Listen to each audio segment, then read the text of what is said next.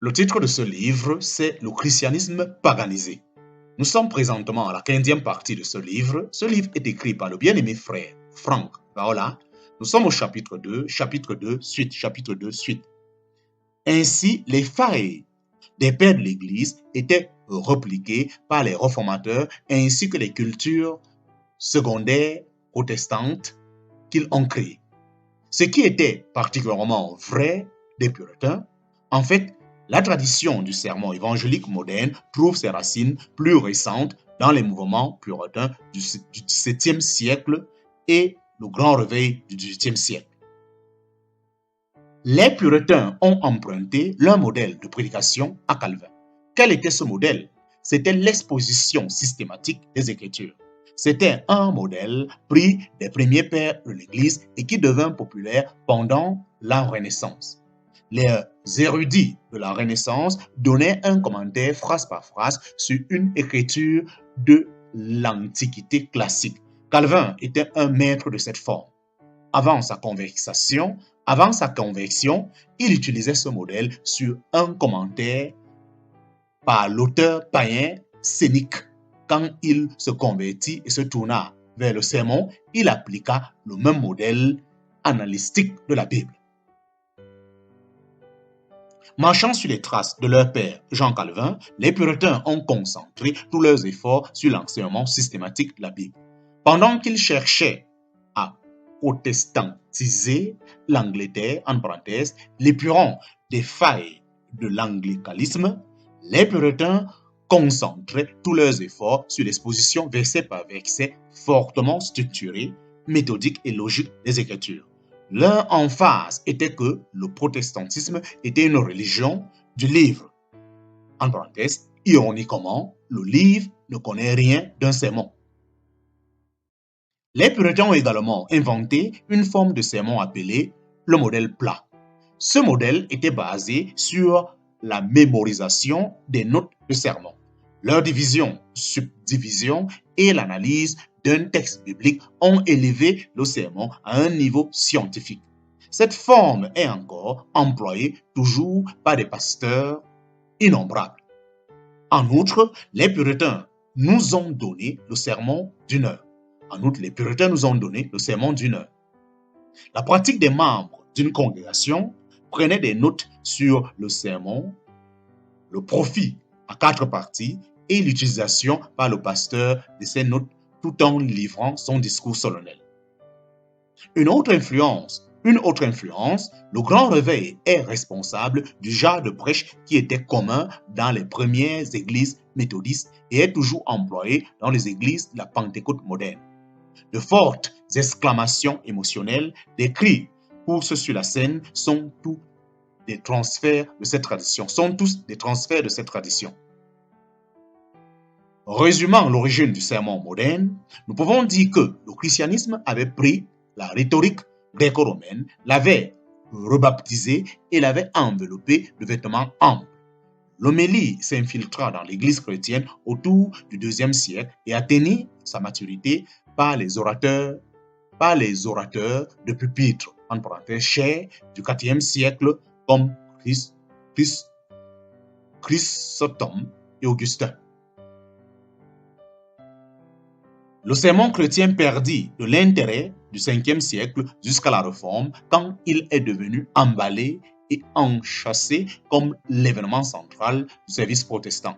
Pourtant, pendant 500 années, la plupart des chrétiens n'ont jamais remis en cause son origine ou son efficacité.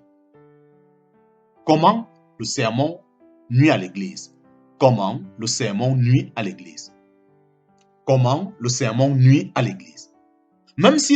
Même s'il fut vénéré pendant 5 siècles, le sermon conventionnel a contribué au mauvais fonctionnement de l'Église de plusieurs manières.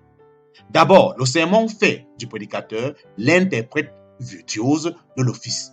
En conséquence, la participation de l'assemblée est entravée et même exclue. Le sermon transforme l'Église en station de prédication.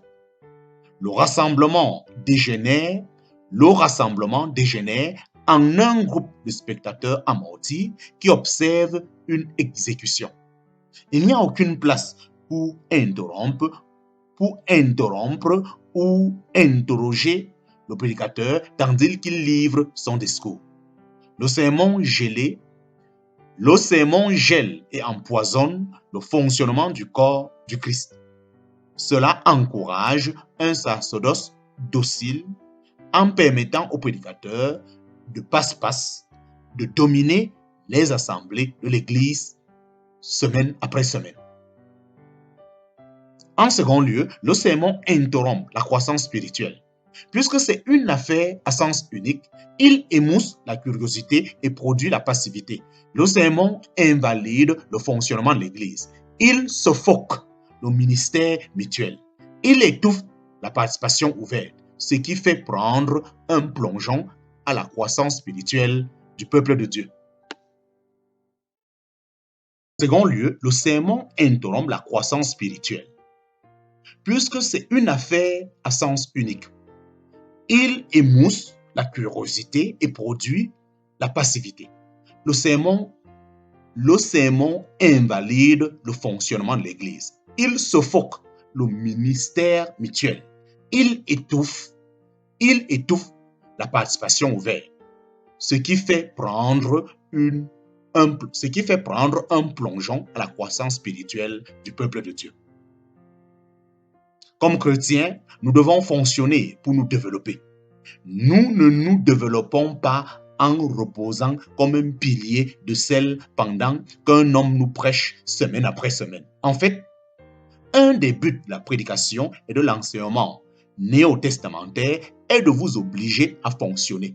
Il est de vous encourager à ouvrir votre bouche lors de la réunion de l'Église. Le sermon conventionnel entrave ce processus même. Comme chrétiens, nous devons fonctionner pour nous développer. Nous ne nous développons pas en reposant comme un pilier de sel pendant qu'un homme nous prêche semaine après semaine. En fait, un des buts de la prédication et de l'enseignement néo-testamentaire est de vous obliger à fonctionner. Il est de vous encourager à ouvrir votre bouche lors de la réunion de l'Église. Le sermon conventionnel entrave ce processus même. Troisièmement, le sermon conserve la mentalité de clergé. Il crée une dépendance excessive et pathéologique à l'égard du clergé. Le sermon fait du prédicateur un spécialiste religieux, le seul ayant quoi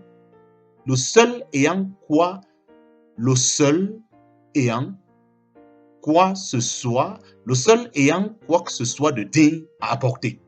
Tous les autres chrétiens sont considérés comme deuxième classe, en parenthèse, même si ce n'est pas habituellement exprimé, c'est la réalité.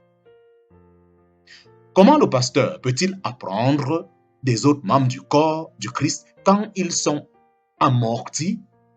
Comment l'Église peut-elle apprendre du pasteur quand ses membres ne peuvent lui poser des questions pendant son discours solennel? Comment les frères et les sœurs peuvent-ils apprendre les uns des autres s'ils sont bâillonnés lors des réunions? Quatrièmement, plus que l'équipe des saints, plus que l'équipé, plus que d'équiper les saints, le sermon les tue. La force avec laquelle le ministre fait résonner la trompette sur équiper les saints pour l'œuvre du ministère, la vérité est que les sermons n'équipent personne pour le service spirituel. En réalité, le peuple de Dieu est comme intoxiqué par l'audition des sermons. Comme les prédicateurs sont intoxiqués à la prêche, comme les prédicateurs sont intoxiqués à les prêcher. En parenthèse, je me rends compte que quelques chrétiens n'apprécient pas la prédication chaque semaine, mais